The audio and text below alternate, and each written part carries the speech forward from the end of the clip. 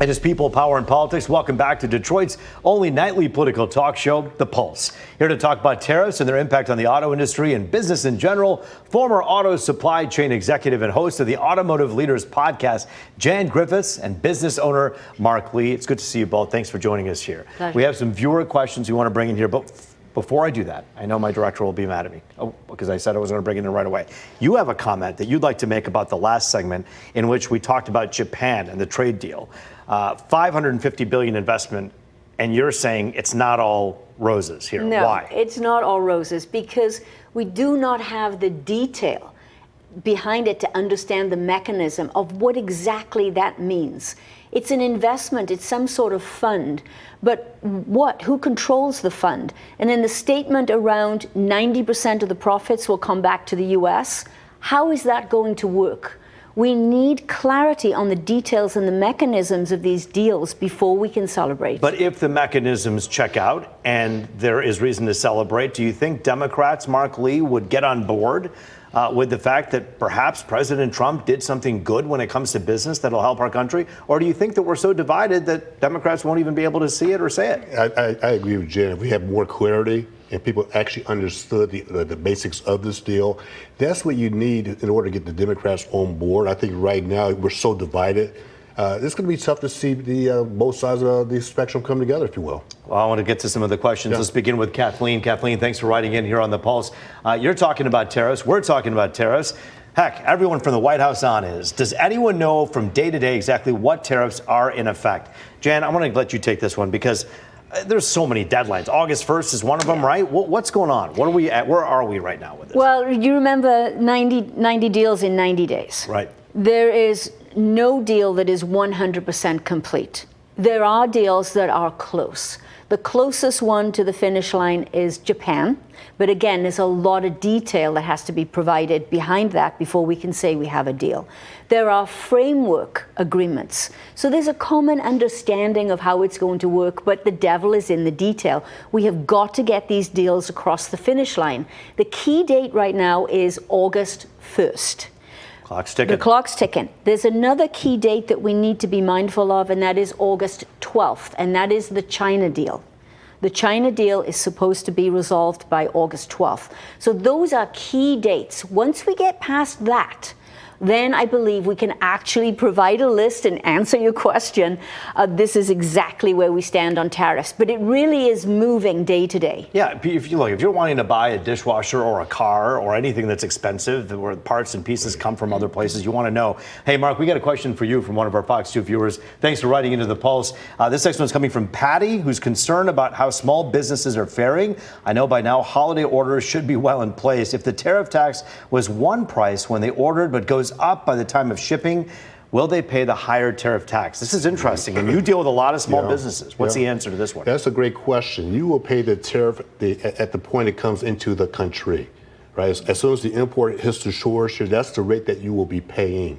Now, for example, if you delay it, right, you may have one price, but if for some reason you wait, a second order comes in, then you pay that updated price, if you will, the updated tariff. So the bottom line is if the prices are here now, the imports here, you're going to pay that particular price as a small business owner. However, if you wait, if it's delayed, you can pay a higher price at a later date, no question about it. So they offer a price now for whatever that product A or B or C is, and then things change after August 12th, let's say. Boom, what happens? If that product is not on the shores here, you will pay the higher tariff rate, the small business will. This is hard. Okay, I want to talk to Jan about this, the tariff, the impact on General Motors. You're talking about a $1.1 billion impact on GM. Yeah. What's that about? So it took a bite into their profits of $1.1 billion. And GM has said that they expect the impact to be between 4 and 5 billion, because remember the 1.1 billion was just for the second quarter alone. So between 4 and 5 billion dollars of impact for the year. They've also said that they expect to mitigate 30% of that. Now the question is how are they going to do that? Yes, they can move certain products, certain vehicles back to the US, but we don't have a ton of capacity here to allow that to happen. There are other cost savings measures. Could one of those cost savings measures actually be layoffs? I don't know.